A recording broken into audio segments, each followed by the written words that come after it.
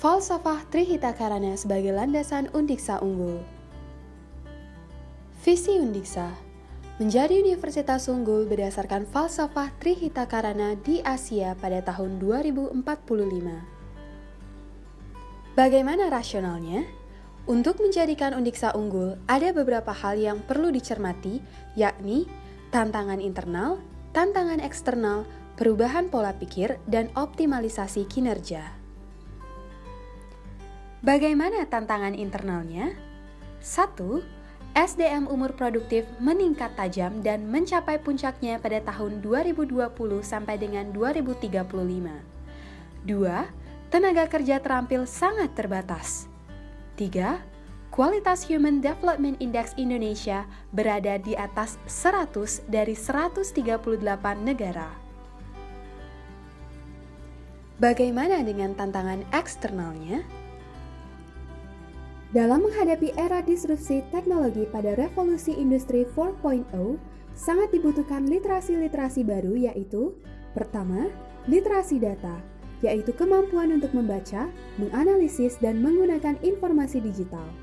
Kedua, literasi teknologi, yaitu kemampuan untuk memahami cara kerja mesin dan aplikasi-aplikasi teknologi.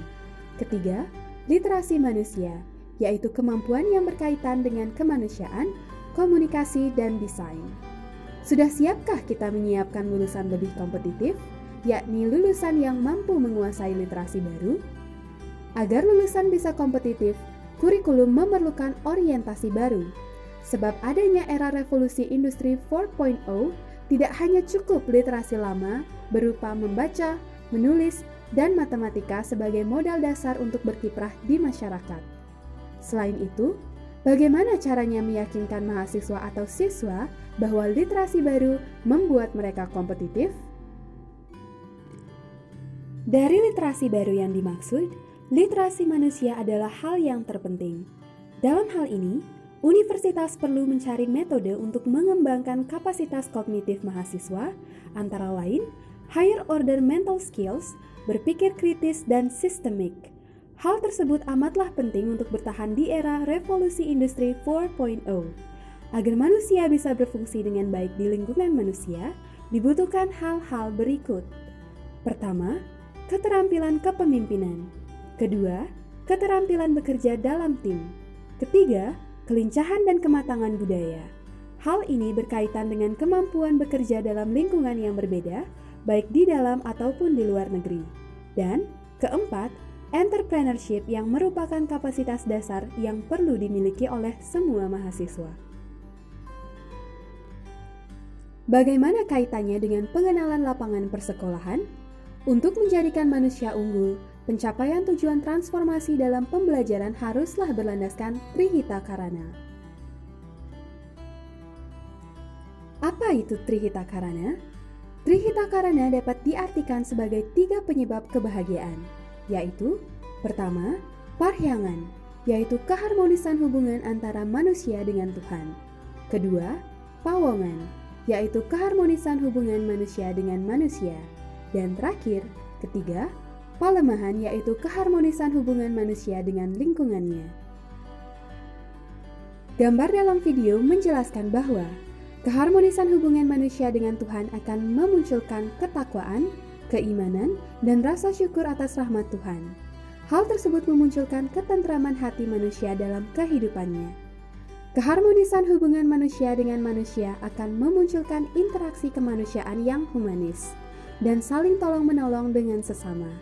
Keharmonisan hubungan humanis tersebut akan memunculkan kenyamanan hidup. Keharmonisan hubungan manusia dengan lingkungan akan membentuk lingkungan yang harmoni, yang dapat memunculkan lingkungan yang lestari. Kelestarian lingkungan akan memberikan dampak positif dalam kehidupan. Jadi, keseimbangan, keharmonisan, dan kebahagiaan hidup manusia akan tercapai bila manusia dapat menjaga dan melakukan keharmonisan hubungan secara vertikal, yaitu pada Tuhan Yang Maha Esa, dan secara horizontal, yaitu pada lingkungan dan manusia itu sendiri. Bila dihubungkan dengan filsafat progresif dan humanistik dalam pendidikan, di mana pendidikan merupakan proses pemanusiaan manusia sesuai dengan hakikat dan martabat kemanusiaannya, maka akan dihasilkan manusia yang memiliki keunggulan.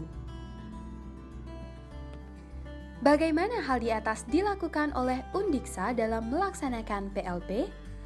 Yang harus dilakukan adalah: pertama, mengupayakan mahasiswa untuk menciptakan pendidikan dan pembelajaran yang bermutu. Kedua, memfasilitasi mahasiswa agar dapat mengemban potensi peserta didiknya seoptimal mungkin sebagai masyarakat belajar.